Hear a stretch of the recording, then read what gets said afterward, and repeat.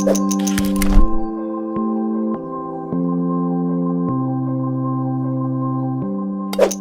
c'est une proposition de loi en fait qui émane d'une volonté que j'ai depuis plusieurs années d'ouvrir le mécénat aux EPL, aux SPL culturels.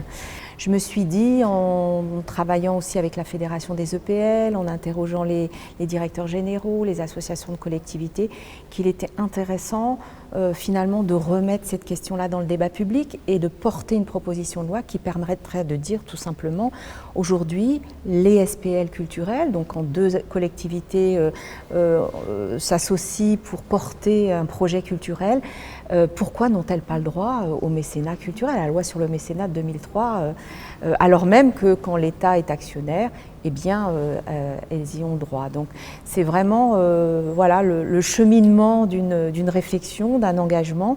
Et puis je pense que la question des collectivités, de leur budget, du contexte aujourd'hui, me pousse encore plus à pouvoir défendre finalement une ressource qui serait complémentaire à celle qu'elles apportent au SPL culturel. Un directeur de SPL me disait qu'il était passé à côté de 125 000 € de mécénat et il n'a pas pu les avoir parce que sa SPL n'est pas ouverte au mécénat.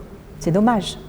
J'avais besoin de mesurer l'attente et en faisant mes auditions, parce que vraiment j'ai rencontré énormément d'acteurs, l'attente est réelle.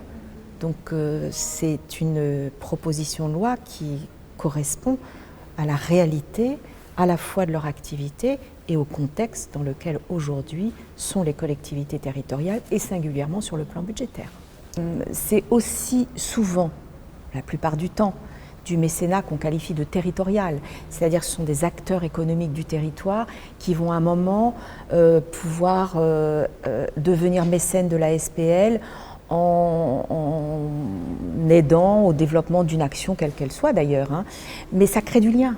Ça crée du lien et je trouve que ça participe de la création, en tout cas, ou de l'ancrage de la SPL dans son territoire, parce que le lien aux acteurs économiques, la façon dont les acteurs économiques puissent accompagner un projet culturel, une action, ça peut être de l'éducation artistique et culturelle, ça peut être une action quelconque. Je trouve que c'est intéressant pour une société publique locale et que la culture soit liée à la question économique. Pour moi, ça peut être aussi intéressant. En tout cas, c'est une ressource aussi complémentaire. Je dis bien complémentaire. Mais dans le contexte actuel, ça n'est pas superflu.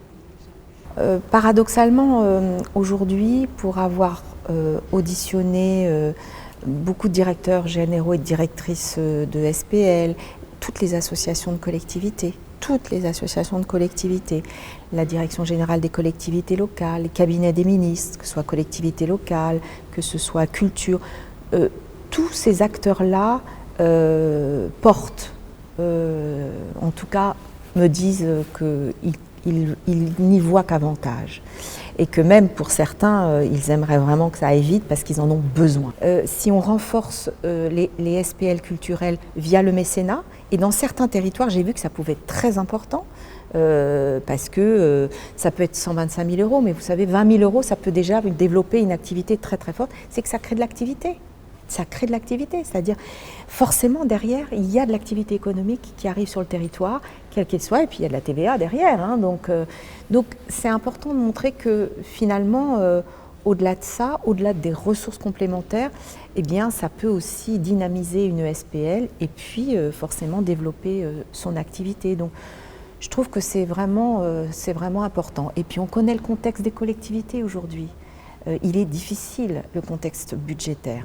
Donc, si ça peut aider certaines SPL qui aujourd'hui ont des factures énergétiques absolument hallucinantes, et j'en ai eu la preuve encore ce matin quand elles m'ont dit que parfois c'est plus 300%, plus 150%.